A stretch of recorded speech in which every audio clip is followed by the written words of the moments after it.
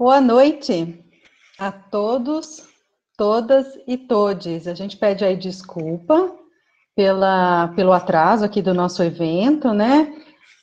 Gostaríamos muito de agradecer o Instituto Lixo Zero por esse evento, a segunda edição do Congresso Internacional Cidades Lixo Zero, que está acontecendo presencialmente em Brasília, junto com outras autoridades de 5 continentes do nosso planeta, e aqui, efetualmente, nesse espaço transmitido através do YouTube. Gostaria de agradecer também o Glauber Santos, embaixador Lixo Zero, que está nos ajudando aqui nesse evento.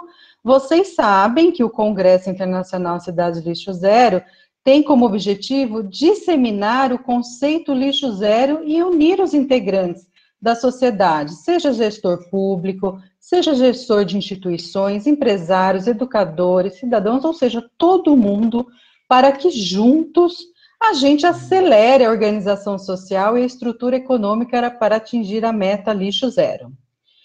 A Política Nacional de Resíduos Sólidos vai completar neste ano, em 2 de agosto, 11 anos de existência. Vejam que é bastante tempo, né, gente? E, né, nós temos aí muitas notícias na área que são positivas no Brasil. Estamos aqui para divulgar essas boas práticas de gestão. A nossa live, ela vai apontar uma série de aspectos sobre as boas práticas. Nós vamos começar pelo local, depois vamos para um regional e depois vamos para o nacional. E temos aqui convidados de excelência nessas 3 áreas. E vamos começar, então, sobre a questão local. Para falar da questão local, nós trouxemos aqui o secretário municipal de Serviços Públicos da Prefeitura de Campinas, Estado de São Paulo, também professor do curso de MBA, de Gestão Pública, da PUC Campinas, da Pontifícia Universidade Católica de Campinas, o Ernesto Paulela. Então, secretário Ernesto Paulela, seja muito bem-vindo aqui à nossa live, muito obrigada aí pelo seu tempo. A gente sabe que é tempo de secretário municipal, ainda de Campinas, que é uma metrópole, não é fácil. Então, muito obrigada por estar com a gente nesse congresso que une tantas pessoas, professor. Boa noite, Andréia. Quero cumprimentar a todos os participantes desse congresso, em especial cumprimentar os meus pares, né, Andréia Struckel, da ANAMA, que é a nossa moderadora. Quero cumprimentar a Letícia dos Santos Macedo, do IPT. Quero cumprimentar também o Gabriel Neves e o Marçal Cavalcante, também da ANAMA. Bem, Andréia, a Campinas batalha nessa questão do tratamento do resíduo há quase 30 anos. Vale dizer que Campinas foi protagonista no primeiro aterro energético de resíduos do Brasil, que se deu lá em 1985. Eu tive a felicidade, né, de participar desse processo, desse projeto, que foi o aterro Santa Bárbara, que extraía o gás metano, o purificava, e nós tínhamos 10 caminhões coletores de lixo movidos a esse gás. Foi a primeira grande experiência da cidade de Campinas na gestão de resíduos sólidos. Um pouco mais à frente, Andréia, nós, há 25 anos aproximadamente, fizemos a primeira concessão de gerenciamento de resíduos sólidos no Brasil. Foi a primeira concessão feita pela lei do então presidente Fernando Henrique Cardoso, que era a concessão de serviços precedida de obras. chegamos a ter 3 consórcios internacionais que vieram disputar essa importante licitação internacional.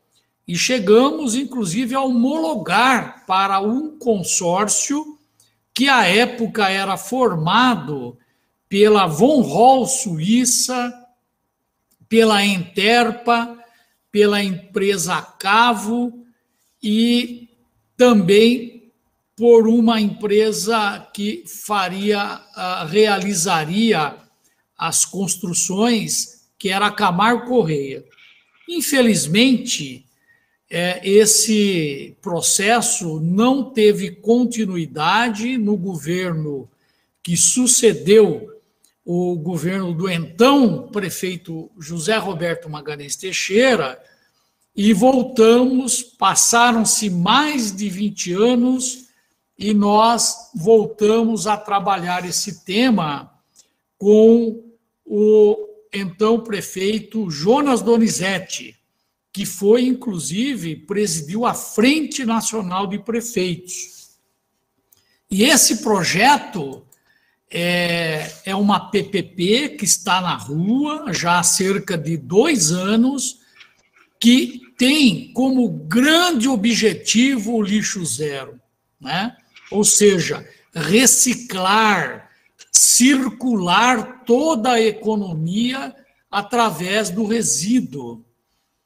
E esse processo, como é um processo grande, complicado, todos os parceiros e amigos aí que trabalham na área de resíduos sabem que é um processo muito complexo, demorado, e, em função disso, nós adiantamos uma parte desse projeto, que é a compostagem de resíduos verdes e de lodo de estação de tratamento de esgoto. Essa usina já está funcionando em Campinas, nas dependências do Instituto Agronômico de Campinas, que é parceiro nesse projeto. Ele está trabalhando a certificação do composto.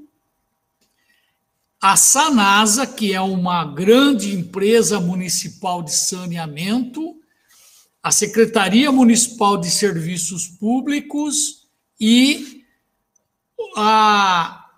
o CEASA, Centrais de Abastecimento de Campinas. Esta usina ela está preparada e funcionando para receber 300 toneladas dia de material verde e de lodo de ETE.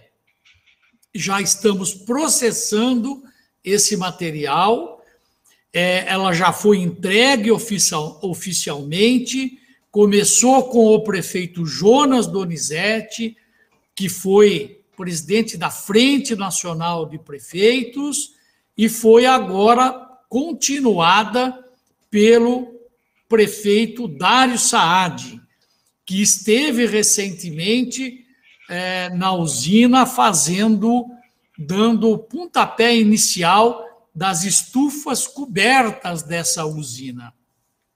Inclusive, eu acabei de ter a confirmação agora que no próximo sábado, às 11h30 da manhã, o atual secretário estadual da Agricultura, o Itamar Borges, estará visitando a usina verde, porque ele não a conhece, e o seu propósito, segundo a sua assessoria, é replicar esse projeto em todo o estado de São Paulo. Já existe aí interesses da cidade de Ribeirão Preto e de outras grandes cidades que já visitaram a usina e querem replicar essa experiência nas suas cidades. Na prática, Andréia, esse projeto ele deixa de enviar por dia 300 toneladas de resíduos urbanos que eram destinados para aterros sanitários. Essas 300 toneladas passam a compor agora um produto muito importante para uso como condicionador de solos, testado, volto a dizer, pelo Instituto Agronômico de Campinas, que é parceiro nesse projeto. Desta forma, meus caros amigos, companheiros do lixo, né, do resíduo, eu quero dizer que Campinas é protagonista a nível nacional com esse projeto.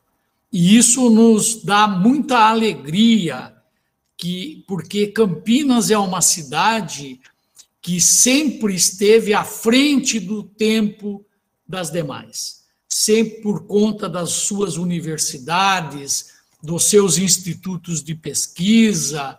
Ela sempre foi protagonista nos mais diversos, nas mais diversas áreas do conhecimento científico. Nesse sentido, eu quero transmitir a todos deste congresso que o prefeito Dário Saad convida a todos aqueles que queiram conhecer essa experiência, né, de boas práticas em resíduos sólidos, disponibilizando o nosso tempo para poder auxiliar e transmitir esta importante experiência da cidade de Campinas. Nesse sentido, Andréia, eu quero ainda dizer que a Política Nacional de Resíduos Sólidos, a 12.305, ela nasceu aqui em Campinas. Foi um projeto do então prefeito Magalhães Teixeira, que inclusive foi motivo da publicação de um livro, né? E que acabou sendo bastante utilizado como base para a formulação da Política Nacional de Resíduos Sólidos. Quem encampou, à época, esse projeto foi o então deputado federal Emerson Capaz. Foi ele que deu o pontapé inicial, utilizando o projeto de Campinas, que depois foi seguido por outros importantes também deputados que se dedicaram, como Luciano Zica. Nós temos que também reconhecer, né, o trabalho que fez, e o Arnaldo Jardim, que teve uma participação decisiva na publicação desta lei.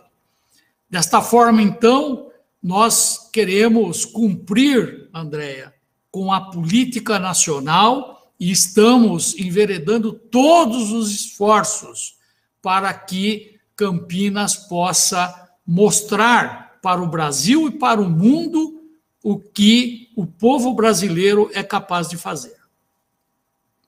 Desta maneira, eu encerro aqui a minha fala, por conta de que, como professor universitário, eu tenho um compromisso agora na sequência e eu preciso estar lá. A Andréia, como professora também da universidade, sabe que esses compromissos nós não podemos faltar. Agradeço a oportunidade desta participação e me coloco à disposição de todos que quiserem, né, conhecer esse importante projeto da cidade de Campinas. Obrigado. Professor e secretário Ernesto Paulela, a gente conhece a história pessoal do senhor na área de resíduos, né? Quantos anos de trabalho árduo, né? O senhor é um homem público de resíduos e de meio ambiente. E a gente agradece demais esse intervalo da agenda do senhor entre a labuta da Secretaria de Serviços Públicos e a labuta da PUC Campinas, para dividir a história de gestão de Campinas, que acabou até interferindo, como o senhor falou, na Política Nacional de Resíduos Sólidos. E, gente, olha que interessante, a usina verde aqui em Campinas agrega lixo de poda, de lodo, enfim, é fantástico. Então, aproveitem o convite aqui de Campinas e venha conhecer essa experiência. Quem sabe, né, a gente não replica essa prática para o Brasil inteiro, e para o mundo, porque afinal de contas estamos no Congresso Internacional, professor. Agradeço imensamente o tempo do senhor e até a próxima. Até a próxima. Muito obrigado. Obrigada.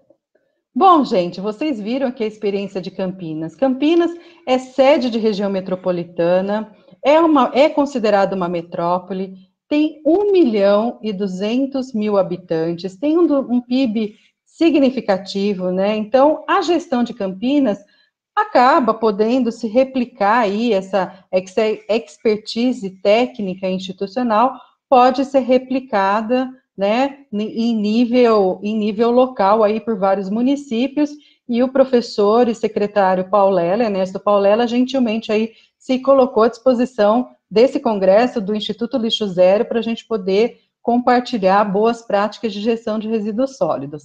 Sem muitas delongas, a gente aqui da NAMA fica muito contente de ouvir a questão local, uma questão de sucesso local, mas a gente quer ouvir também uma questão em nível regional.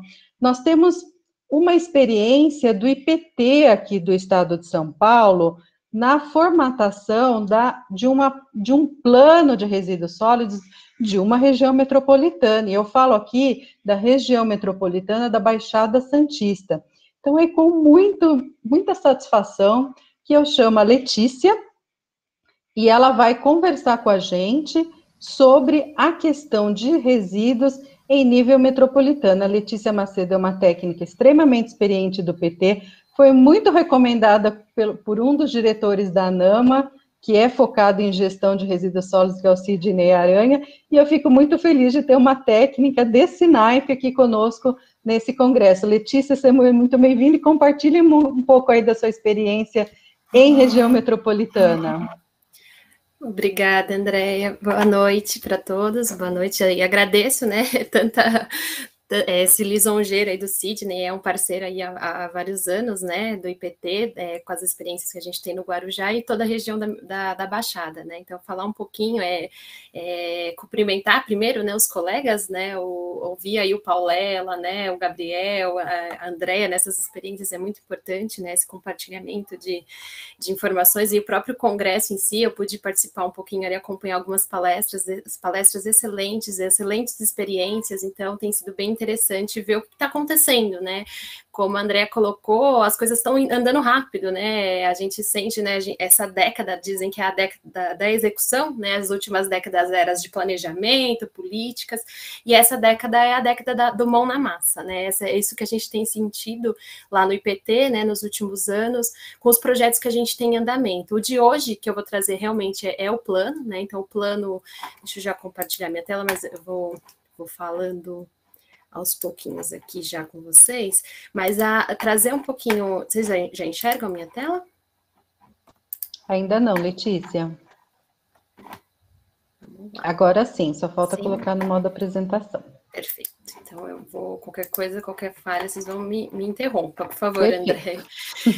Trazer, então, um pouquinho, né, o que foi a construção do plano, né, então a gente hoje está numa segunda etapa, né, de construção do plano regional, né, a gente está na fase da implementação das ações que foram construídas, né, as ações que foram desenhadas entre ali o ano de 2017 e 2018, que foi quando a gente se reuniu, aí os 9 municípios, né, por meio da agência metropolitana, que foi quem liderou, né, esses trabalhos, e o PT como executante. Então, a gente tomou esse recurso junto ao FEIDRO para construir, então, as ações aí de planejamento dos resíduos da Baixada para os próximos 20 anos, né? Então, a gente está falando, nos números que eu vou mostrar para vocês, em ano base 2016, que foi o ano da construção, o ano base da construção do plano, né?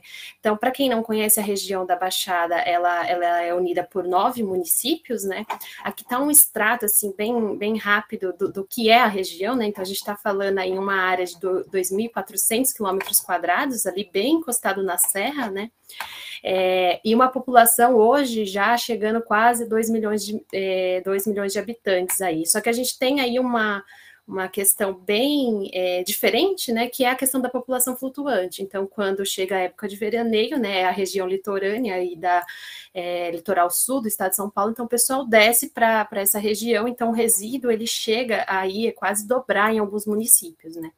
E o PIB também, esse é o PIB médio dos municípios, em torno de 30 mil per capita, né? Mas a gente tem aí municípios variando entre 75 mil por pessoa a 15 mil por pessoa, para a gente perceber como os municípios são diferentes numa mesma região, né?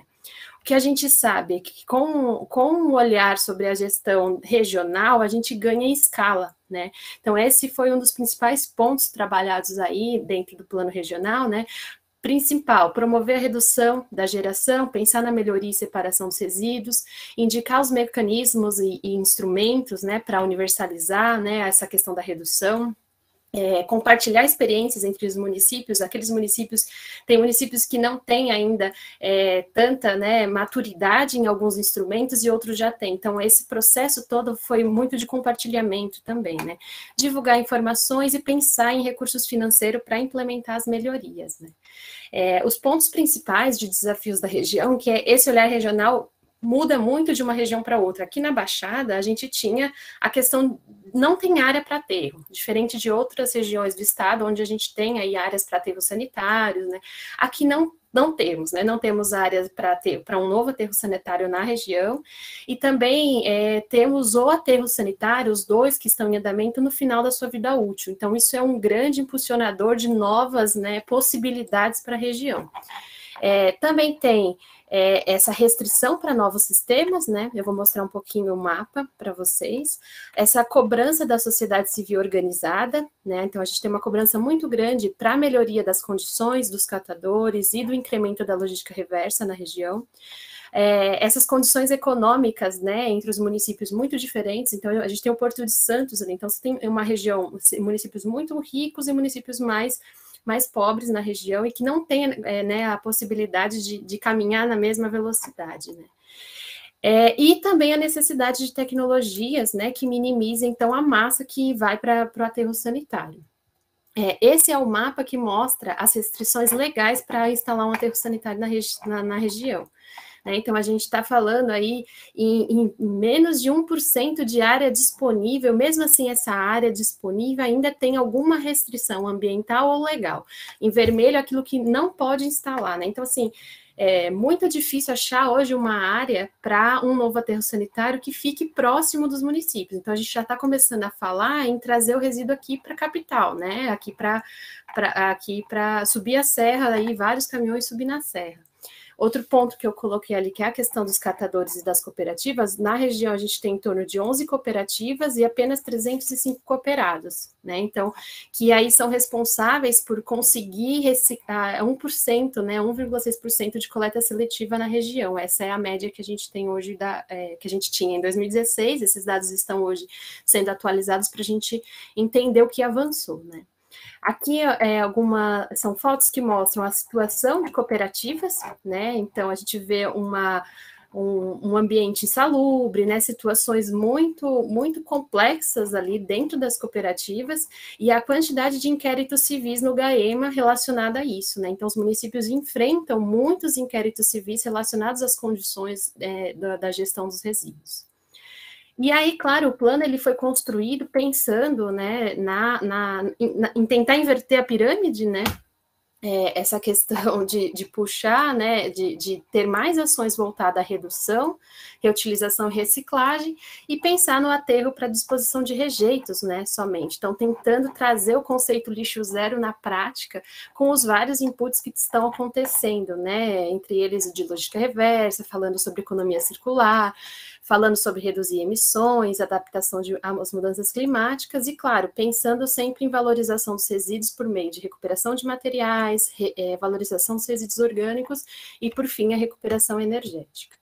O plano foi construído em torno de 16 meses, né, em 4 etapas, a parte de mobilização social muito forte, com várias oficinas, várias audiências públicas para conseguir ouvir a sociedade, aquilo que a sociedade quer que ocorra na região, né?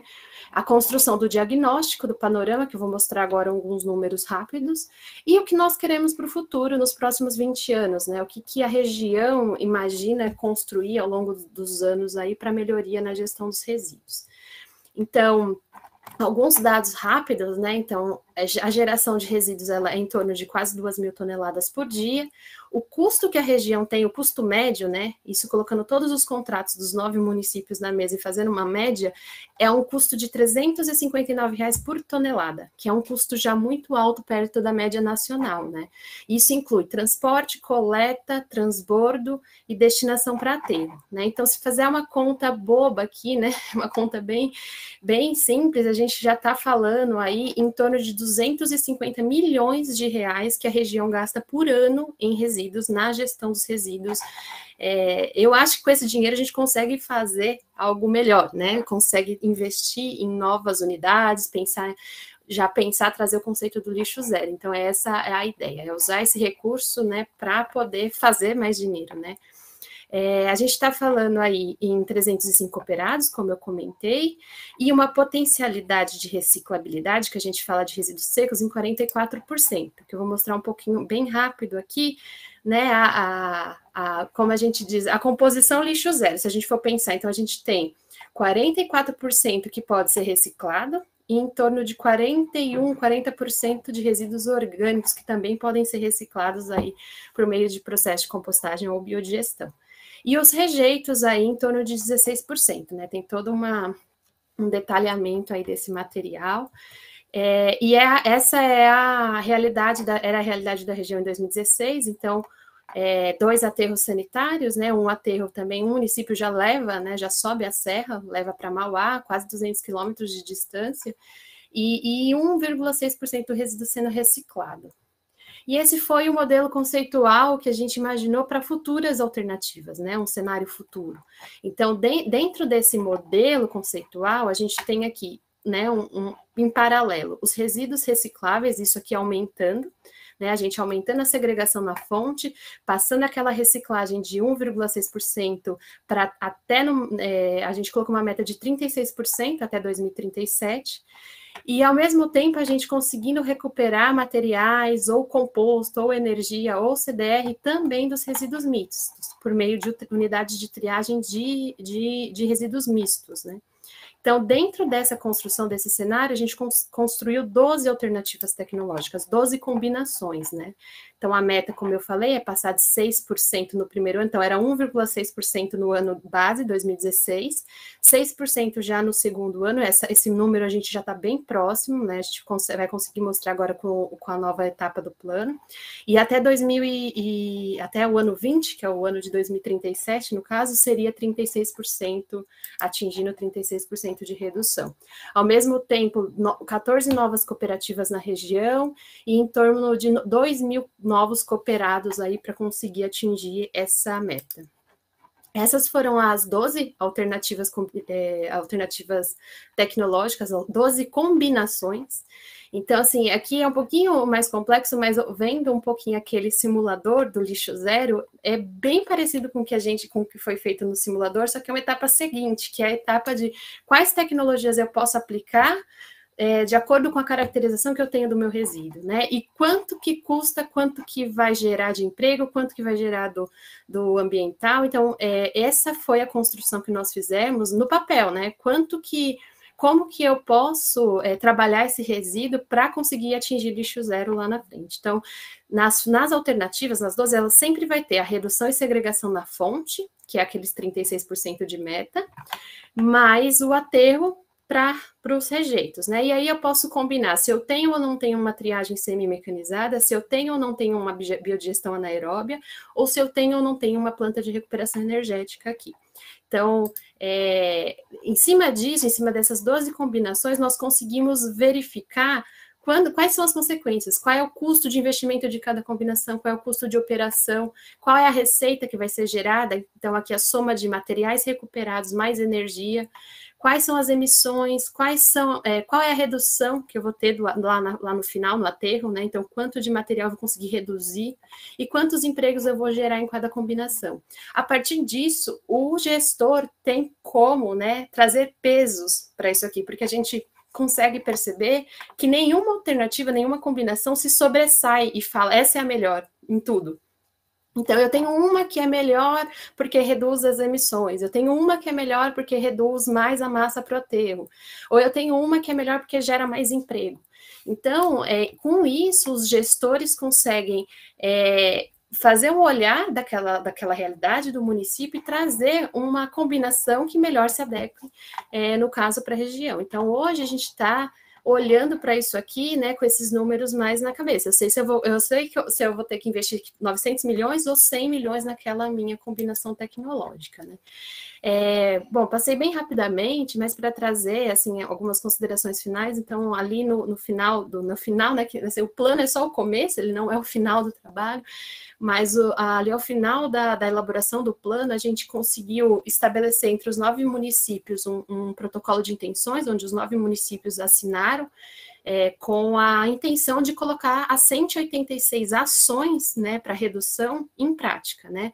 Então, hoje a gente está numa etapa de entender o que evoluiu, o que avançou, quais são as ações que já estão em práticas e que estão acontecendo aí, e também olhar o cenário, qual é o gargalo, né, daquilo que não foi para frente, e apoiar os municípios em estabelecer esses instrumentos, por exemplo, apoiá-los na construções das unidades, né, unidades de compostagem, unidades de triagem, reciclagem. Então, a gente está trabalhando bem mão na massa, como eu disse anteriormente, quais são as dificuldades e como, né, como tirar do papel essas ações, né. Então, agradeço aí novamente, deixa eu só voltar aqui para eu ver vocês, que senão eu não consigo. Falei bem rapidamente, Andréia, mas esse é o cenário, né, do que a gente tem hoje na Baixada, e assim, é bem interessante olhar os números e conseguir ver na prática essas ações em andamento, né? Então, a gente tem aí conversado com os diversos municípios para conseguir já pôr no papel agora os dados dessa fase 2 e ir para frente aí com essas ações que ainda não andaram e colocar no papel aquilo que já andou. Tá? Agradeço novamente aí, desculpa falar rápido, foi tentar encaixar aí no tempo.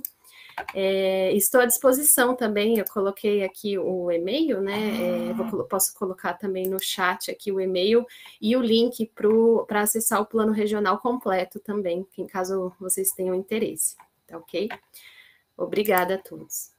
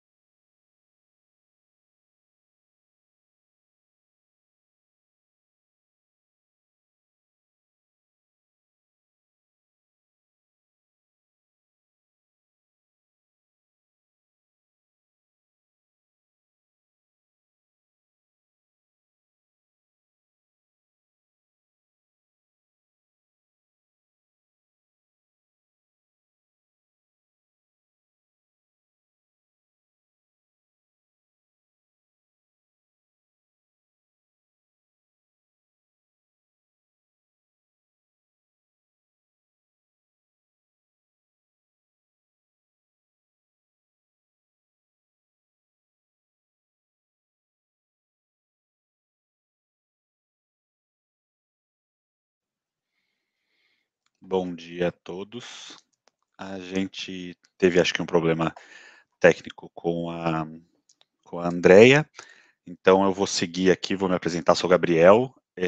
Eu trabalho no município de Campinas, engenheiro ambiental da Secretaria de Meio Ambiente, do Verde, Meio Ambiente e Desenvolvimento Sustentável, e também finalizei no final do ano passado um mestrado sobre redes e arranjos, a recuperação energética de resíduos sólidos urbanos na região metropolitana de Campinas.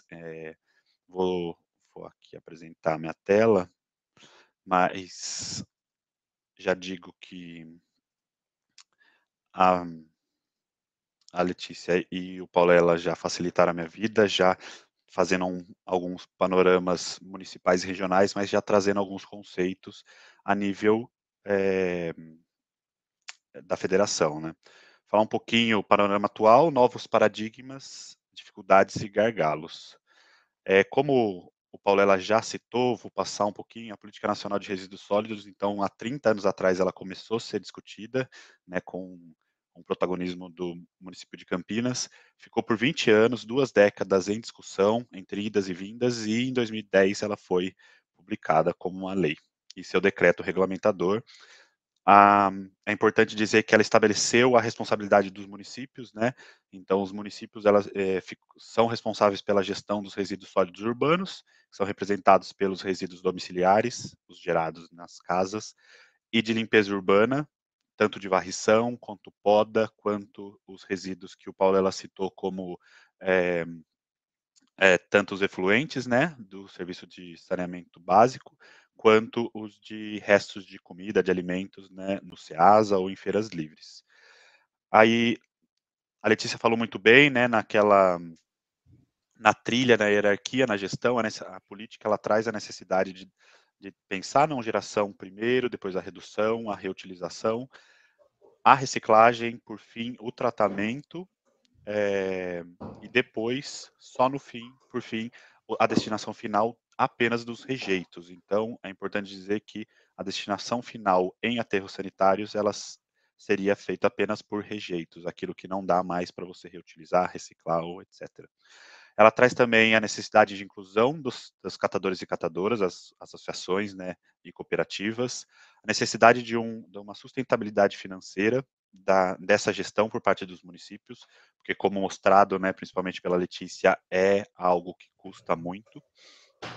E a possibilidade, como já falado também pela Letícia, de pensar essa questão, essa temática de maneira regional, principalmente quando se tratam de municípios menores, onde o ganho de escala é muito importante. Outro marco legal importantíssimo foi a publicação ano passado do chamado, né, Novo Marco Legal do Saneamento Básico, a Lei 14.026.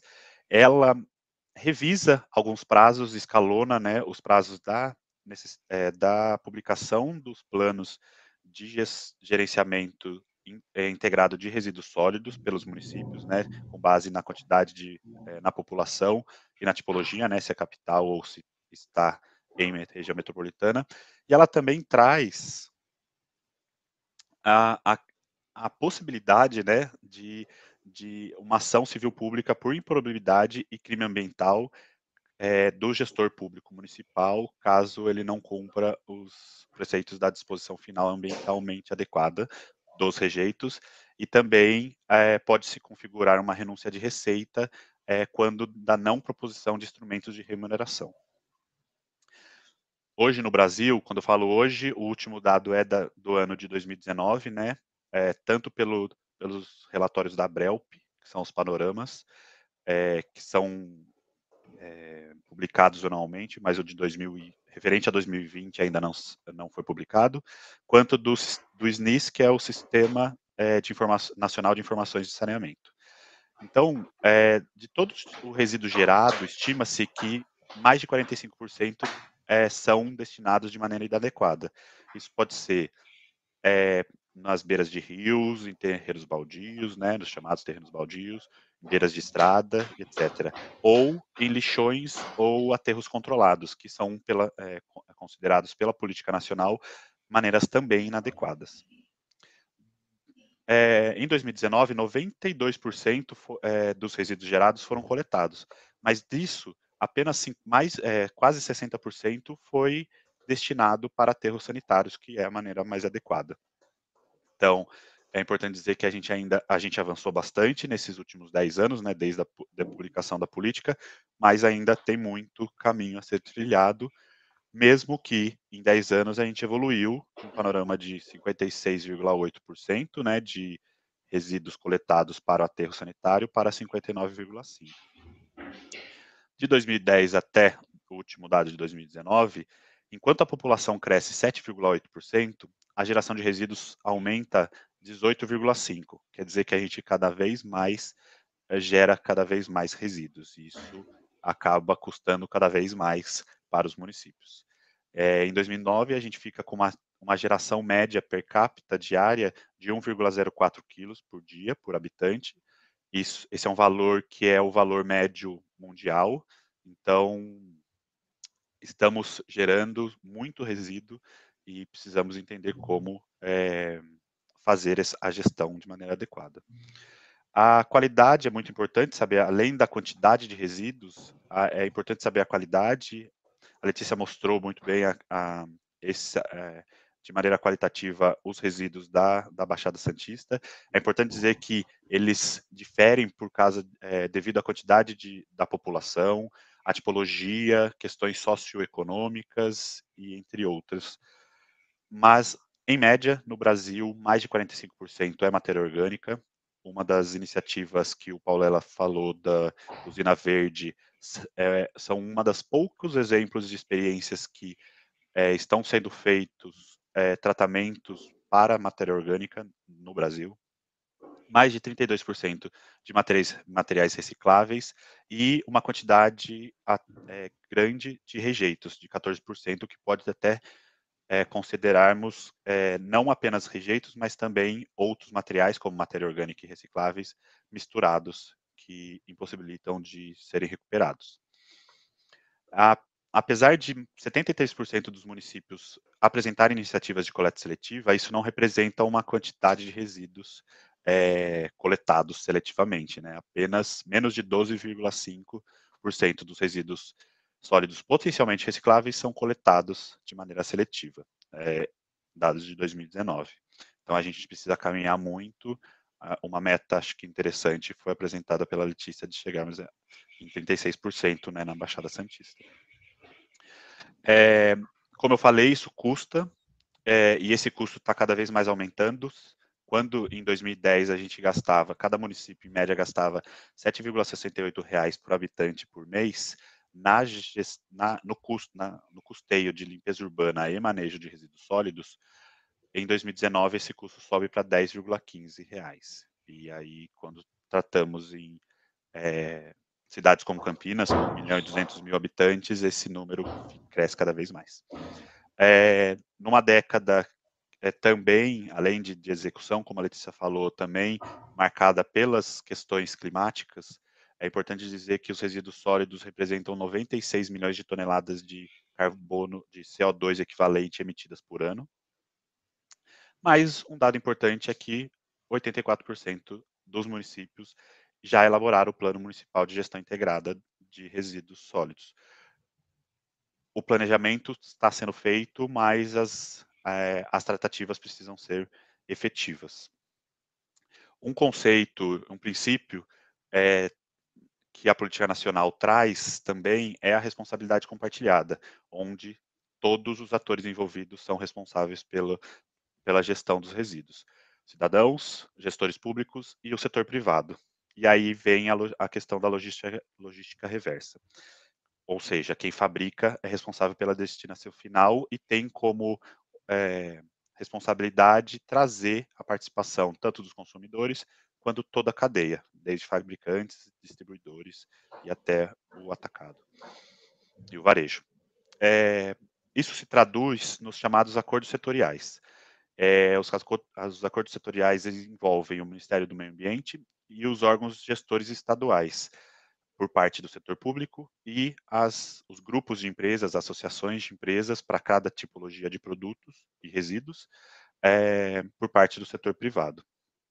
Então, a gente, até antes mesmo da política nacional, esses acordos setoriais eles são mais voltados para resíduos perigosos, uma vez que os custos são muito altos de tratamento e são mais específicos, como embalagens de agrotóxicos, baterias, né, em geral, embalagens de óleo e óleos lubrificantes, a própria lâmpadas fluorescentes, elas já apresentam acordos setoriais assinados ou alguma diretiva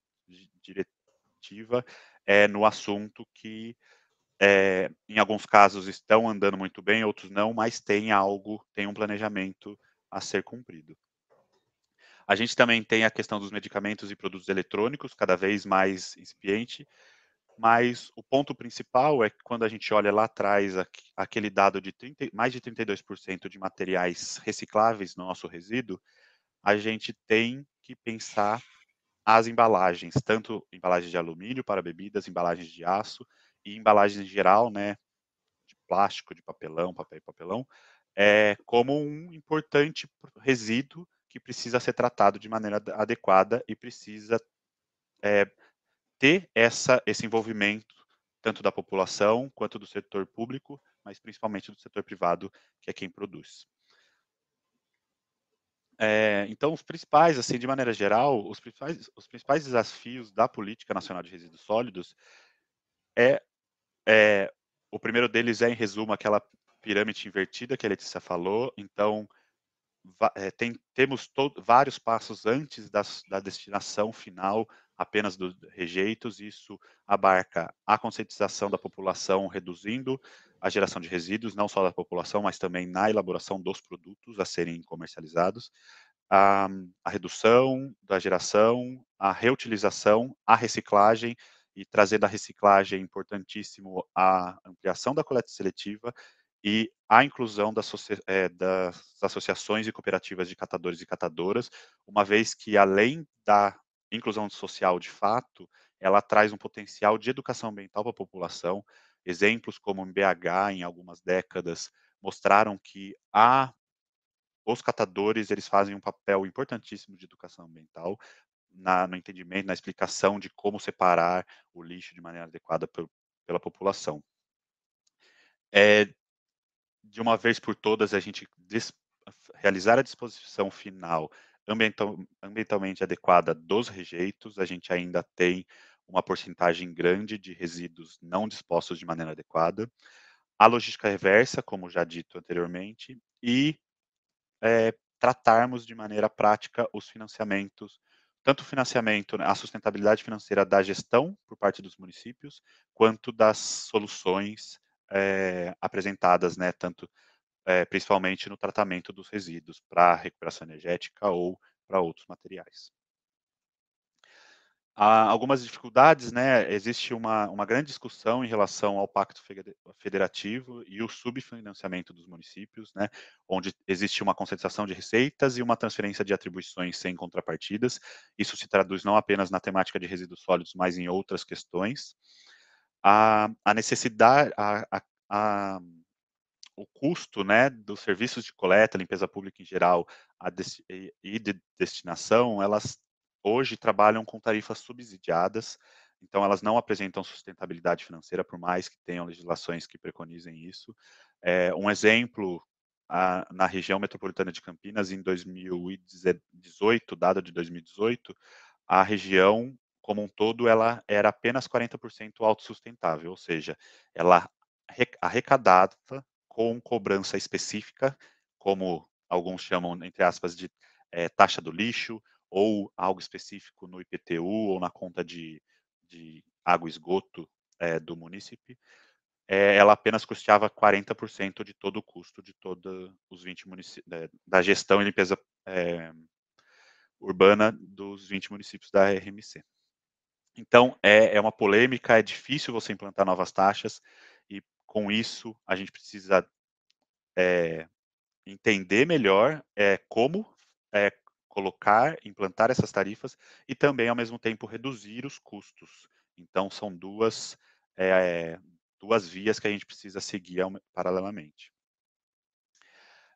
Há uma alta necessidade de a gente capacitar e estruturar as equipes técnicas dos municípios para para realizarem tanto a elaboração dos planos municipais de gestão integrada de resíduos sólidos, mas também de avaliar todas essas possíveis soluções e como traçar um planejamento adequado para a redução dos custos, redução da geração de resíduos e aproveitamento quanto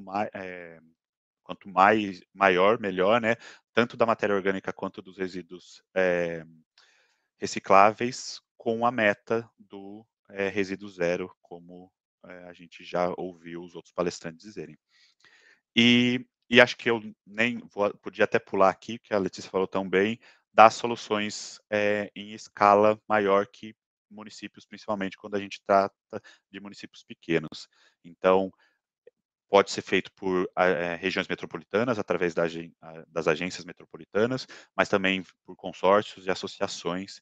E existem alguns modelos, né, de associação entre municípios para trabalhar nessa questão, mas os consórcios, né, que são aqui na região de Campinas, a gente tem grandes exemplos, como o Consimares e o Consab.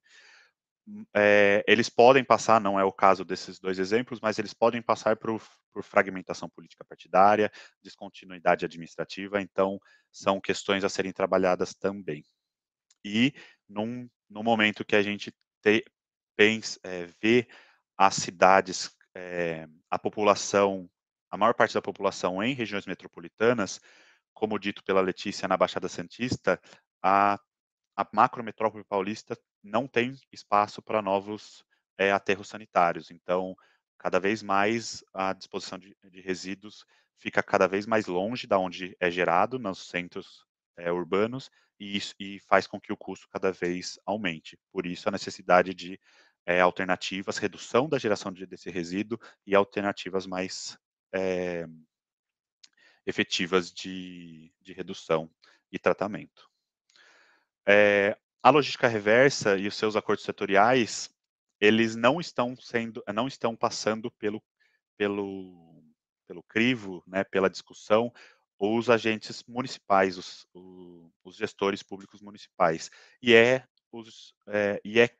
o ente que arca com o custo, ou pelo menos boa parte do custo, da gestão desses resíduos gerados. Então, é algo a se pensar nesse modelo de elaboração dos acordos setoriais, principalmente quando eu falo das embalagens em geral, né?